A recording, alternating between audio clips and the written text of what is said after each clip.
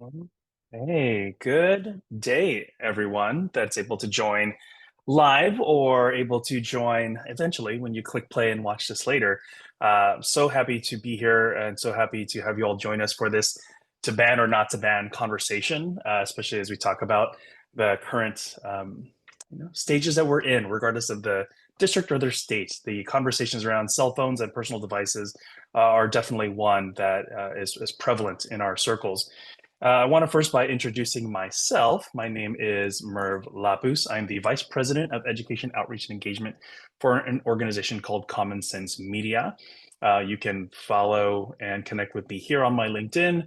Also, give you permission to share anything that I share today. Please feel free to share in your own circles. I want to make sure that I give you kind of that opportunity.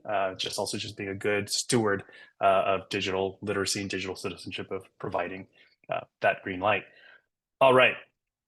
So, for those of you who don't know who Common Sense Media is, we are a national nonprofit organization and we are dedicated to improving the lives of kids and families by providing trustworthy information, education, and an independent voice when it comes to navigating media and technology.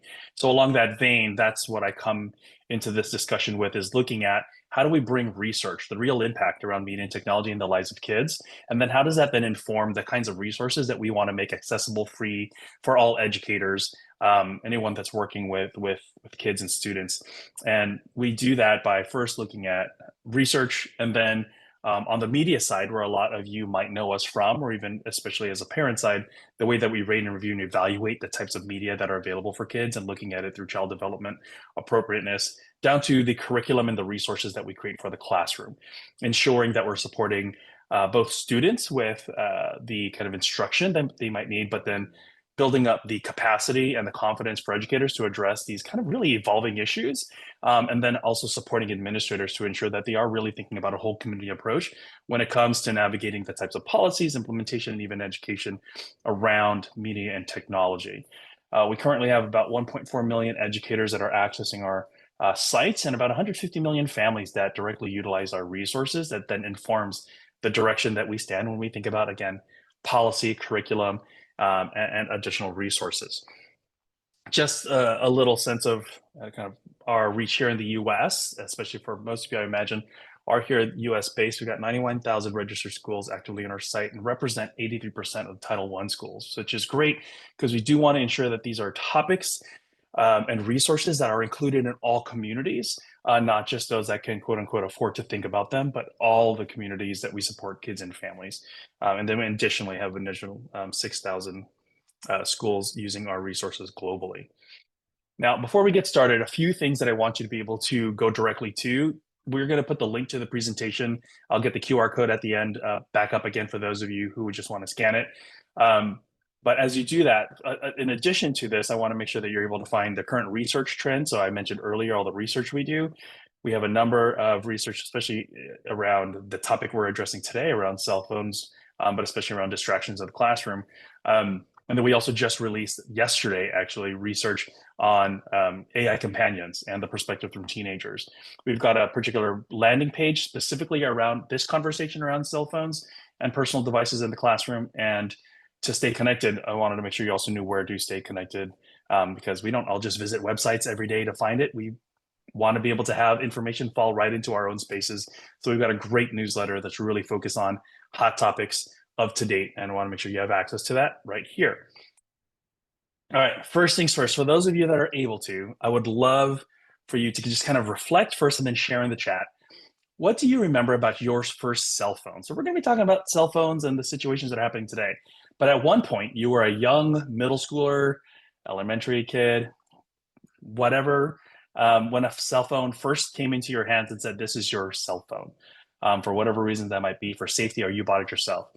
But if you think about that first cell phone, if it was a Razor, a Sidekick, a brick phone like Zach Morris on Saved by the Bell, what's the your like fondest memory about it? Like, what is something you remember about your first cell phone? I'll give you kind of a minute to think about it.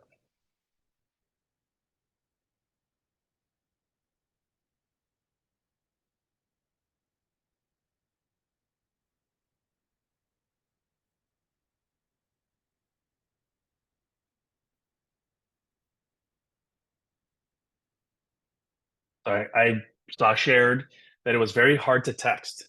Yes, it was very hard. You had to actually cycle through the numbers. I know that it was only for emergency use. Yeah, this was something where, I mean, it was told to us it's only for emergency use. And then you found out ways that you could use it to connect with your friends, probably. But again, those spaces are, far more opportunities to do that now. But yeah, having your first cell phone really starts to kind of unlock a feeling of independence, of connection, right? And that hasn't changed to date. Now, that connection, and the access to everything else that it does is definitely kind of blown up and widened out. But that connection you had to this device when you first got it is a very similar one that our kids are having now whenever they do receive their first cell phone and get that access. So it's important to recognize that as we get into this conversation. But we want to look at the current trends of what's happening so that we know the data and how it informs the direction we go. We want to be able to address the current types of cell phone bans that are out there, or like policies, the framing, the way that they're being mentioned, and how that might connect to what you need to consider. And then also, what are three things you can do right now just to prepare, whether the policy is already in place or the policy is set to come down the pipeline? What are things you can still do to ensure that you're preparing for the needs of your classrooms, of the kids you support, and the families they're represented in? Now, I think we're operating off of this kind of general definition around cell phone restrictions versus bans, which is a rule or a policy that restricts or limits or bans personal devices for students to use during the school day. And this might include smartwatches, smart glasses, or other devices, these personal devices that are now causing distraction. As much as you are hearing, or we are hearing, cell phone bans or cell phone policies, as an organization in common sense, we're really more focused in distraction-free classrooms. How do we ensure that our educators and our classrooms are providing kind of the experience and the instruction that we hope to do, free from the distractions that these devices might lead to if used inappropriately or improperly?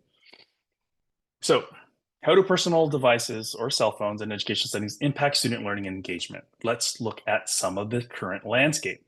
So, it's really important as we think about the kids and the communities we're looking to support to look at just the broader scope of things. We know, and this is coming out of Domo as an organization, they do this every minute of the day research, but this is based on the first half of the year, like how much is already being done every minute of the day. We have 2.43 million snaps on Snapchat being sent every minute of the day. I believe everyone here has used YouTube today already or uses YouTube frequently, and they have 500 hours of video uploaded every minute of the day. So that's a lot of content that's continuing to drive into there. Shoppers spend $443,000 on Amazon every minute of the day. And we take $76,000 worth in orders on DoorDash every minute of the day. Technology is baked into our life cycles, right? It's the way that we eat, it's the way we communicate, it's the way that we share, it's the way that we entertain ourselves. So as we think about what we're trying to prepare our kids for, we need to prepare in recognition that this is a current cycle of our daily lives. But we do know that it has real consequence. It does have real effect on our kids. So as we think about media use, this is our census that we released earlier this year. We typically do it from 0 to 8 and then 8 to 18. This is a longitudinal study that we do every 3 or so years for each of those bands. This recent one shows that device adoption by young kids, by age 2, 4 and 10 children have their own device. It's typically a tablet. But by age 4, that number increases to more closer to 60%, right? And when it comes to cell phones, nearly 1 in 4 children have their own by age 8 is what we're seeing until trends shift. Now, the time they spend on these has been steady from 2024 to 2020. And what's interesting about that, though, so that's already a lot. Children ages 8 and younger spend about 2.5 hours a day on screen media. This does not include homework or anything that we're doing for structured learning time. That number was actually far less pre-2020. So during lockdown, that number jumped up. It exploded by 35 to 40%, I believe. I'll have to look back. But what's interesting is after lockdown, after things kind of came back, the number didn't change. We kept that amount of time going for these younger kids. And that's only increased for our older kids. We'll see a little bit about that. But it is important to recognize that the types of media they're consuming has changed. It's not reading. Reading times decreased, but it's gaming and short form video, which I'm sure many of you know or are familiar with. We also saw that emotional regulation became more challenging for these kids. So important to take that look. We are in the midst of looking at what our 8 to 18 research will give us. But right now, this is looking at our report from 2021, which showed that that number was already, like I mentioned, higher. So from 2.5 hours, you're looking here at this top line here. This is 13 to 18. They were spending 8.5 hours using media and technology every day. And then the tweens, 5.5. These numbers have only increased. And we'll look at more of that data as we release that new report. But it is important as you think about the span of education that you're supporting from K-12, just the presence of cell phones and technology in the lives of kids has grown and has grown exponentially after the pandemic and maintains to grow. So very specifically around this discussion, though, around cell phone bans, it's really important to look at two pieces that we were able to do, which really followed and tracked kids and the way they use their devices, and then also unpack the additional pressures that we're trying to solve as part of these kind of individual device policies that we're passing in the classroom. It is much more than just the time they're spending, but really the impulse or the need to feel connected and why. So as we look at this research, on any given day, kids will pick up their phones how many times? I'll give you guys like 10 seconds to kind of think about it. If anyone wants to put some guesses on the chat, please do. But on any given day, kids will pick up their phones how many times do you think?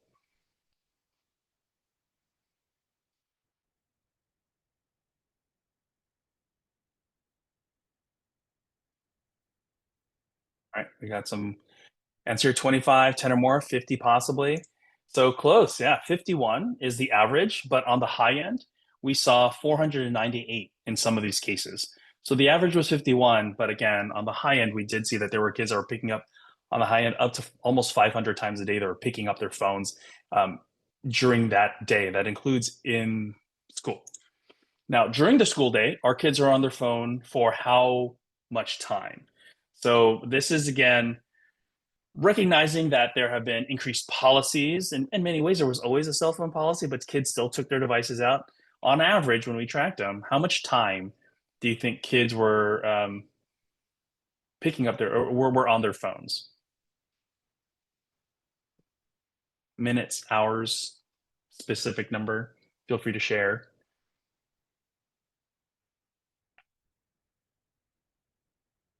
Mark says 45 minutes. Really close. 43 minutes um, actively in the classroom time. Now, when we then talk to kids, it's so interesting because their responses were, we have a phone policy, but we're not technically allowed to have it out during class, but a lot of people do it in spite of that. And definitely, I think if you track kids at my school, their phone usage, you would definitely see them checking their phones and then checking Snapchat during class. They also, there was another sentiment that showed that, it's kind of up to the teacher discretion. Beginning of the year, these were the rules, but a lot of teachers then became a little lax to it. So that means how do we reinforce and really be consistent in the way that they're doing it? Because the things that are pushing them and compelling them, like social media, YouTube, even gaming, those things are really grabbing their attention and does lead to distraction and does impede the classroom, which is again why these conversations around having some kind of policy or more firm bans that we can really lean on have only grown. Now, those things that are compelling them, those things that are making them want to be connected and go back to their phones, those are seen oftentimes through these dark patterns. And one of those being patterns are notifications.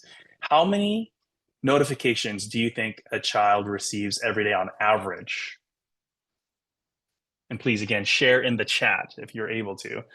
What number of notifications do you think they're receiving a day? You might even think about your own notifications, because I know at times I feel my pocket vibrate thinking that there is a notification. And honestly, no notification came. I just so used to feeling vibrations now from my phone that it's like a muscle twitch. So it is something that is affecting us. I have 70 as a guess. Any other guesses?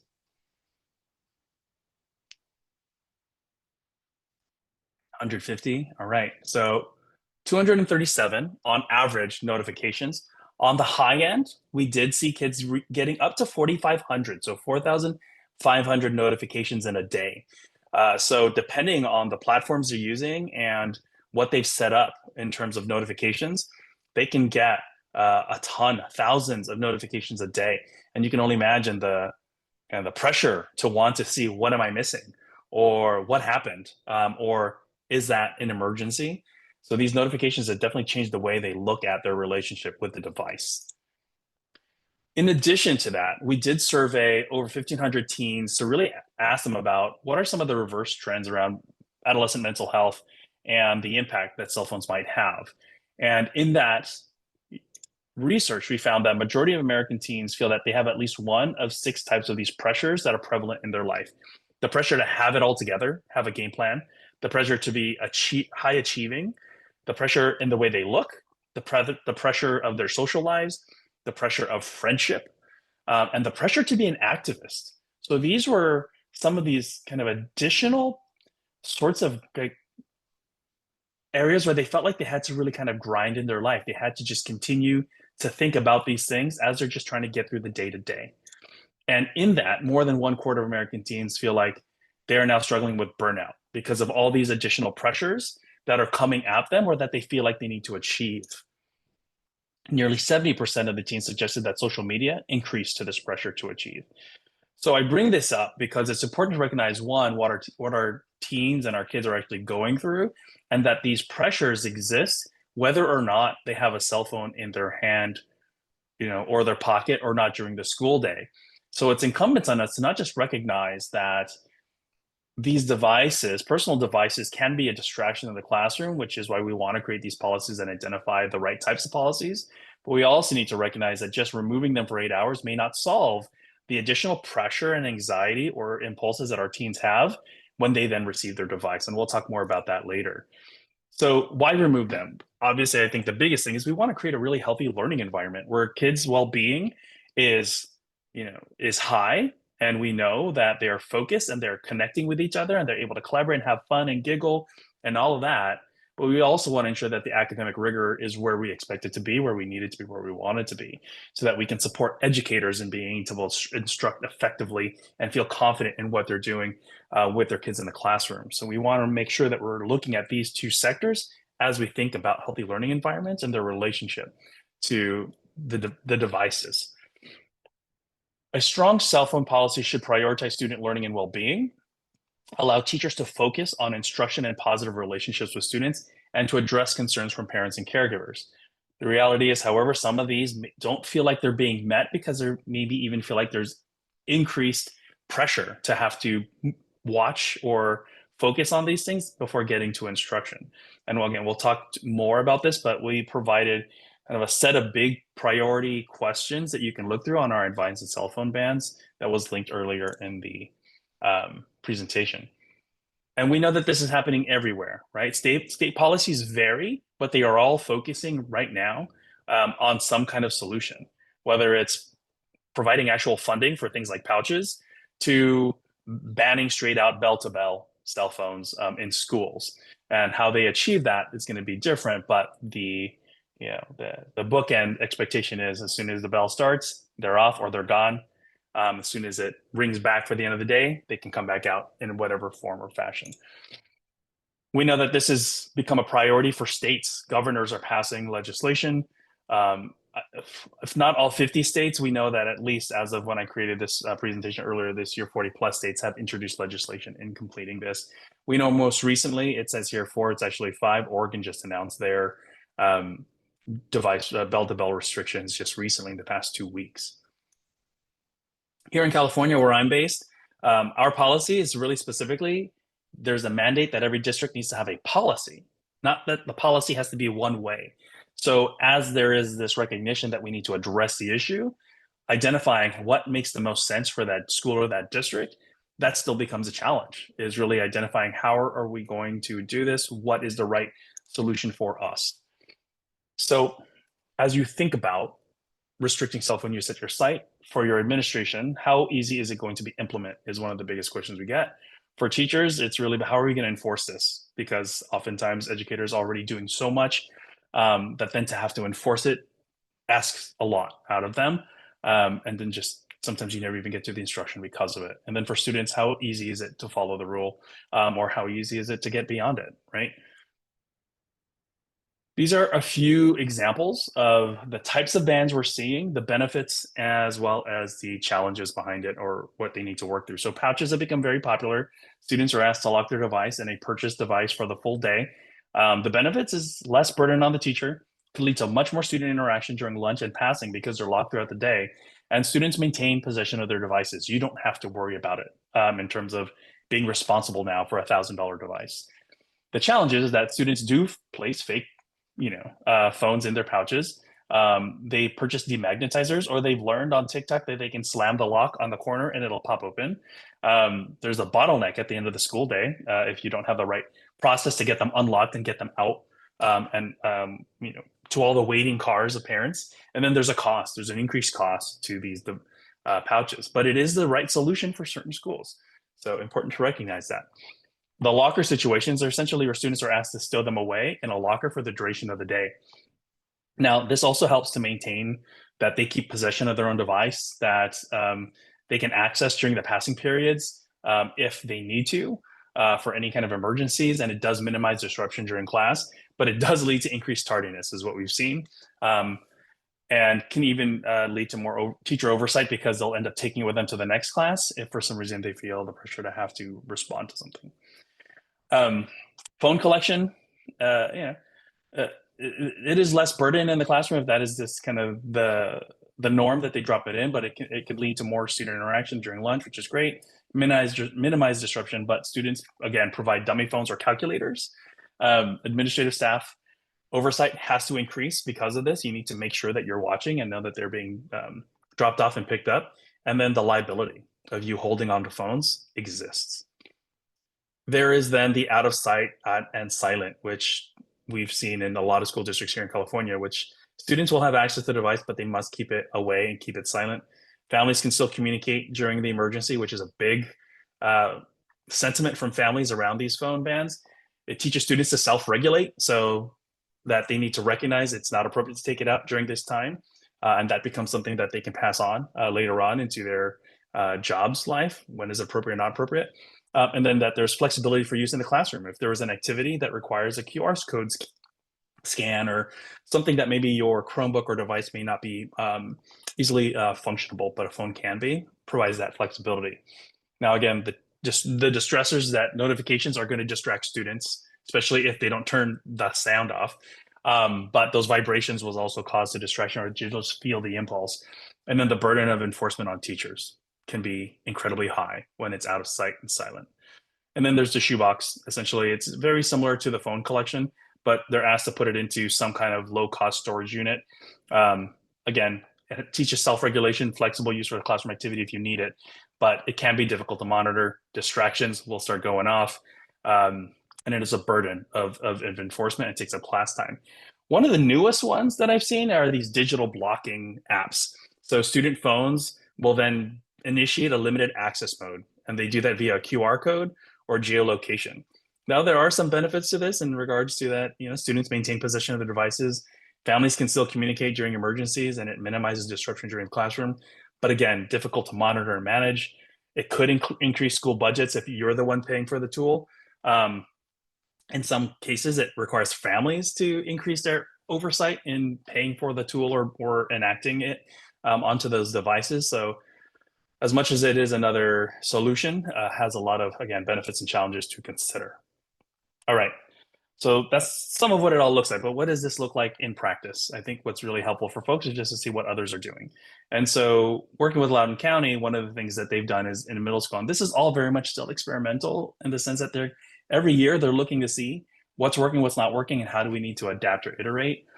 But in middle school, it is bell to bell and must be stored in student lockers. So they're not able to use it throughout the day, but they can keep it in their lockers. High school, it's out of sight and silent in the backpacks or the lockers to provide for the flexibility they might need in the classroom. Or because oftentimes with high school, especially in higher grades, there is a sense of accountability or need for the older students to have to do other things for family or even for siblings. That at least is some of the reasoning, especially with the parental connection to the need for their students to have access to it. But again, since you'll have the access to this particular presentation, you can access the full policy and an easy to read version later on during your time. This will be there in the presentation.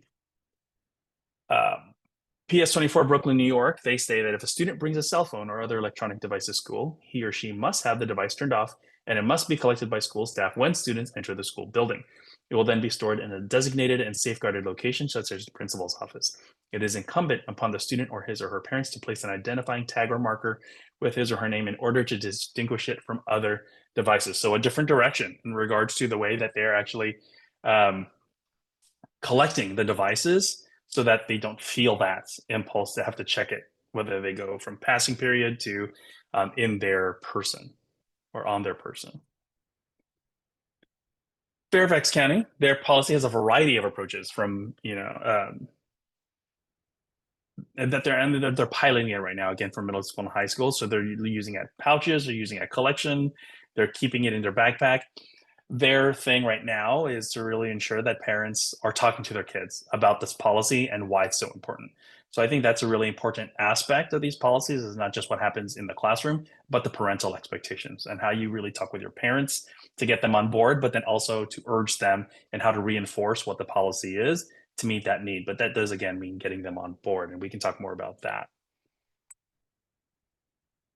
This again is here's another example, but this one's from Enrico County. This is an out of sight plus pouches, but the student code of conduct around safety new this year. Every classroom will have pouches or containers where devices can be securely stored when they are not in student backpacks.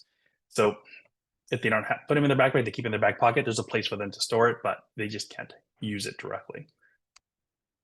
Now, when we look at all of these, again, these policies, these experiments, there is a recognition that we're trying to provide a high quality learning experience free from distractions.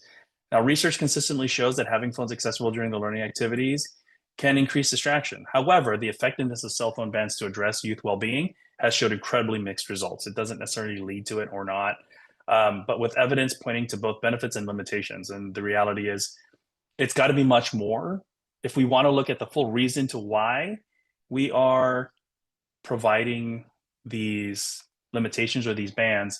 Is it just to make it easier and also to kind of limit the distractions and hopefully lead to better student learning experiences? Or are we also trying to empower our kids to think more critically and develop that agency with when it's appropriate, how it's appropriate, and how are we ensuring that we're doing both?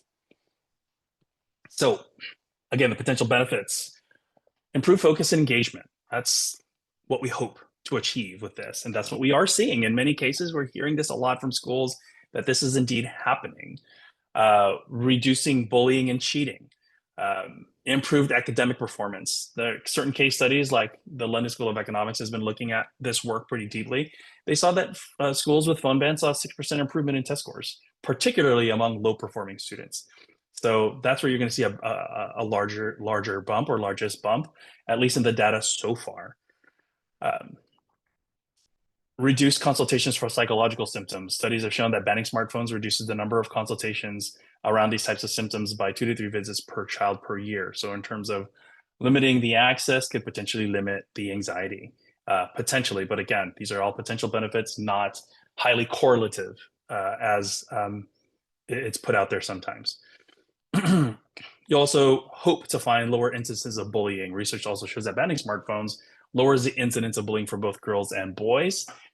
It definitely decreases the opportunity to generate the ongoing conversations that might lead to more bullying on campus, but especially off campus. There are other ways to coordinate, obviously. So kids are doing it through Google Docs. Kids are doing it through other collaborative measures. They don't have to do it through a cell phone, but it does decrease the efficiency and the potential reach of being able to just send out to an entire list of students on your phone. Now, what are some of the drawbacks or the mixed results? Really important to consider as you think about, again, the policies you want to enact. So limited impact on overall mental health. Research shows that there's no evidence that school phone bans improve adolescent mental health, academic performance, or behavior, with some research indicating no difference in student health or well-being between schools and with or without phone bans. So it is mixed. Difficulty in enforcing the bans. Teachers and administrators find it challenging to enforce cell phone bans, with some policies being difficult to enforce. The focus on social media use, arguing that the focus should be on addressing the negative impacts on social media use rather than simply banning phones. So is it the platforms themselves or is it the device? And then the potential or negative consequence is that banning phones may lead to students spending more time on their phones outside of school, potentially exacerbating negative effects and impacts. We have definitely heard many instances where kids were sleeping less because they were spending more time on their devices because they knew they couldn't get access to it during the school day. And that is highly problematic, and that has high implications to the success of the academic instruction that they're going to receive that day. Recognizing that one size fits all solution is not necessarily effective. The effectiveness of cell phone bans may vary depending on the specific context, implementation, and student population. And then, likely again, some students and parents may not be in favor of the cell phone ban for various reasons. So, what steps can you take to inform and implement this policy right now? One is you need to prepare your students. If you haven't done this yet, you need to get a sense of where they're at with it. It's really good opportunity to see if there are kids who can do this anonymously. You know, many kids have told us, I love not having the pressure to be on my phone. I'm just on it because everyone is texting and I don't want to miss out on something. So you're going to have that perspective, and then you'll have the perspective of, this is not okay for whatever varying reasons. It's important to see where your student body is so you can see how you're developing policies around those realities. This is just an example from some of our lessons that really gets them to kind of think more around dispositions and around these, uh, uh, when provided a situation, where do they typically skew? Schools should issue campus-wide cell phone bans. Yes, agree, disagree, why not? Where do they fit? You'll find that there might be a continuum around this, and then you can design a policy that helps to meet those kind of realities. We also have specific lessons that you can teach, and you can find these lessons in from many other providers as well. But again, from Common Sense, we really wanted to focus on both the device and the developmental contracts or developmental stance that kids are having around this time. And one of the best ways to do that is, again, being able to have their perspective. Now, in this case, asking them just to finish the sentence. By restricting cell phones, our goal is to create an environment that what, right? Get that informed perspective. And then identify the assumptions. What steps need to be taken to create an engaging learning environment free from distractions?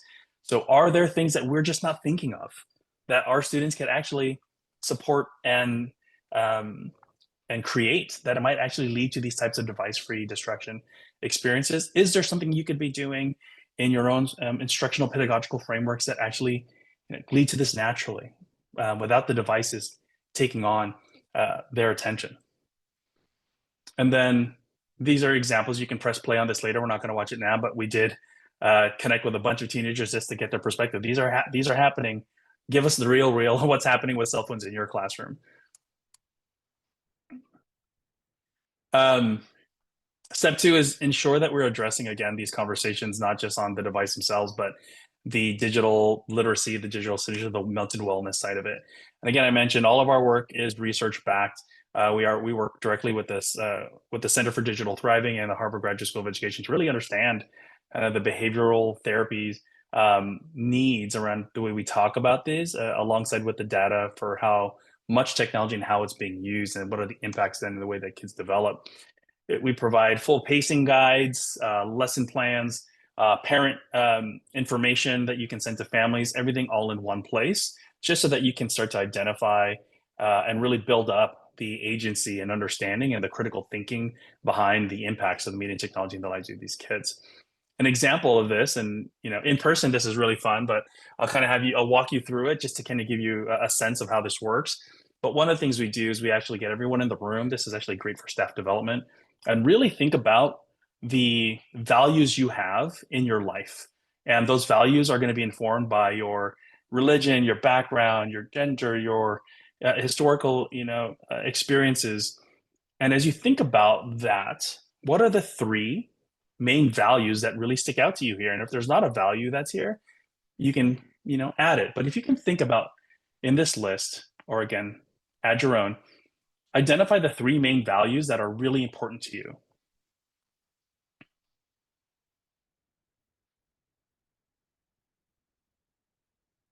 Now, when you then move on to the next stage of this, you'll actually then think about, if you think about your day to day, what are the two or three things you do with technology, like almost immediately in your day to day?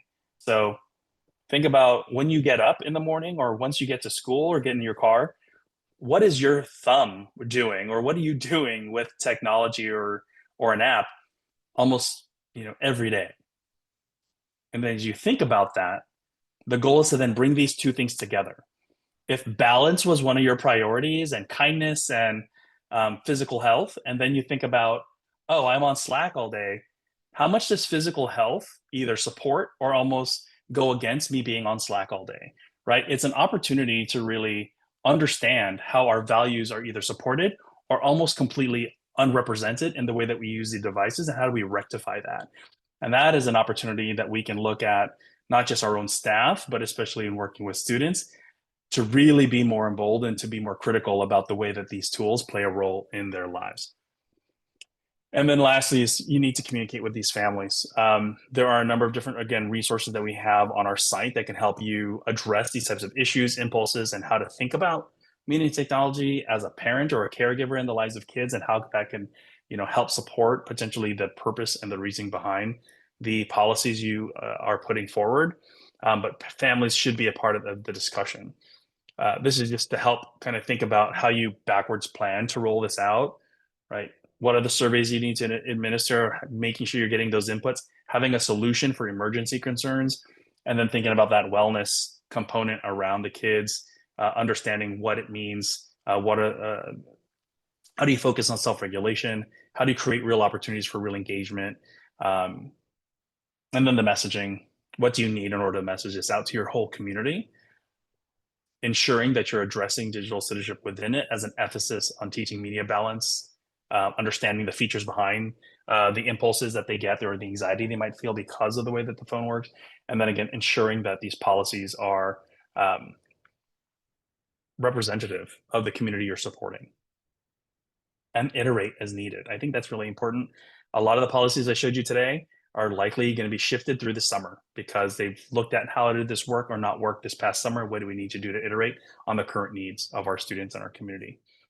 All right, and I summed it all into just kind of 5 core takeaways. Like, what is the purpose of these bans or policies? Is really around creating these distraction-free classrooms, because one, we know that a child's focus matters. Over half of kids say social media distracts them from schoolwork, and research shows that phone use can hurt their grades. So their focus matters, and that's incredibly important. That's what we're trying to achieve.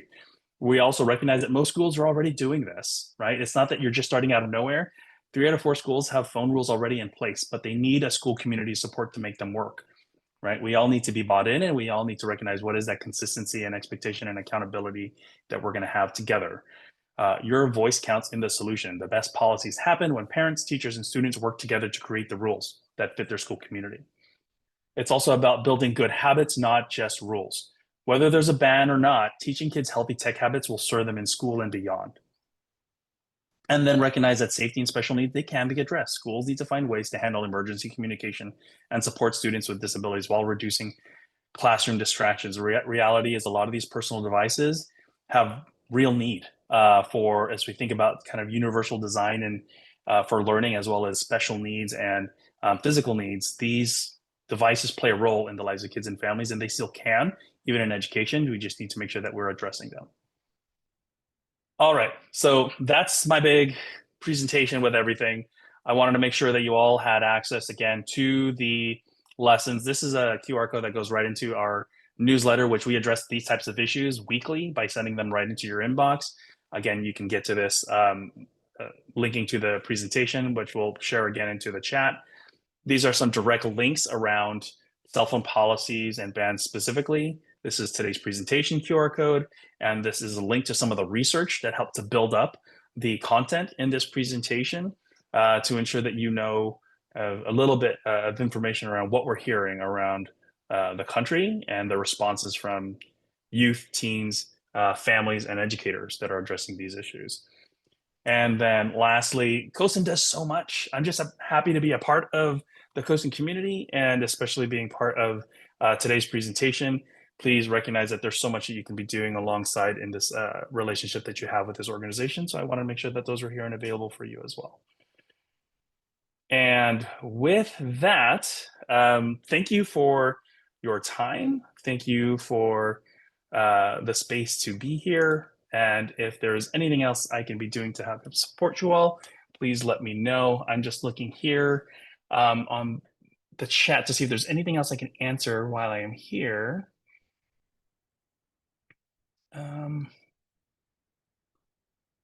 There is a comment around that schools research that showed families in areas impacted by the school or other community shootings were more likely to ensure their children had mobile devices at early ages for safety concerns. How are cell phone bans impacting families as a whole when providing devices as a safety net pass on uh, net pass on lived trauma? I will be honest. My daughter is 14 and she got her first cell phone 2 years ago because of this reason. We had an active shooter in the vicinity, and I got a phone call from her coming from her teacher's cell phone because she was crying and really needed to contact me because she was afraid. And that fear, and I still feel it today, still feel it bubbling up emotionally. That fear made me want to make sure we were always connected. But in that connection, in that new access, like she knew my rules. I'm a bell to bell rule person myself as a parent. So when it gets into the classroom, that thing is not touched. I've set up my guardrails around it and the way that I set up my her use case with it, the downtime as soon as she gets in during school time. And so she knows she can't use it for any specific things, but it does allow for emergency reach out to me at any time if she needs. As a parent, I know that during school time, I'm a problem if I'm reaching out to her. I think that's another thing we've heard in schools, unfortunately. A lot of the distractions are coming from parents communicating with their kids. I need to make sure that I set that boundary with her so she recognizes that her focus at school should be school and not a distraction on the device. And we have a whole host of other conversations that we literally have daily about the way that's appropriate and not appropriate to use her phone or the tools that are on it so that she can build a really thoughtful presence in the way that technology has a role in her life. But I do hear you on that research, and it is true. I think one of the other things we hear from educators and from administrators and even law enforcement is when these issues do arise, unfortunately, and as horrifically as they are, a few things we don't want happening is that we don't want our phone lines to clog up emergency services. We also don't want the frantic calls to lead to, especially depending on your community, too many cars that are now all coming to the school and making it harder for the people we need there to get there. And then also that increased activity could lead actually to the one thing you don't want is attention to yourselves from these individuals who are looking to do harm. You want your kids to be able to focus on your educator who is trained on what to do next. And that is to stay quiet, to stay hidden away, and to be in a safe, secure place. So having that conversation with families is incredibly important, but that's part of the discussion around why these policies are in place. And if we're looking about talking about emergency issues, here's what we have in place. All right. Okay, that's a lot. Again, really appreciate your time. Thank you all for being here. And for those who are pressing play later on to watch this, thank you for taking that moment. Until then, appreciate you all.